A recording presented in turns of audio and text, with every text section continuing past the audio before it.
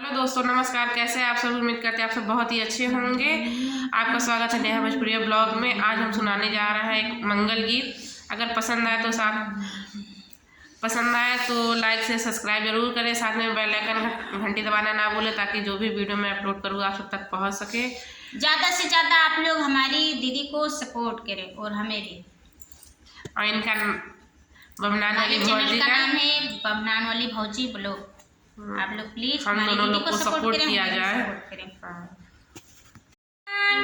चौकी चांदनिया बिछाओ रे, चांदनिया की चौकी चांदनिया बिछाओ रे, प्यारी प्यारी बन्नी को उस पे बैठाओ जी, मेरी प्यारी बन्नी को उस पे बैठाओ जी।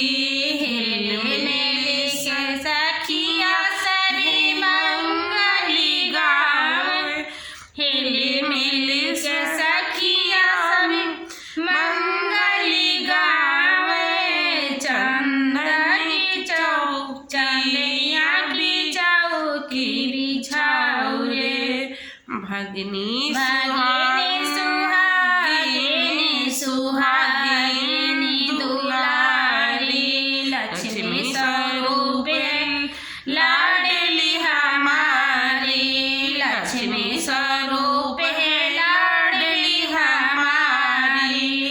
फूलों के हारों से इसको सजाओ रे, फूलों के हारों से इसको सजाओ रे, चंदनिया की चौकी बिछाओ रे।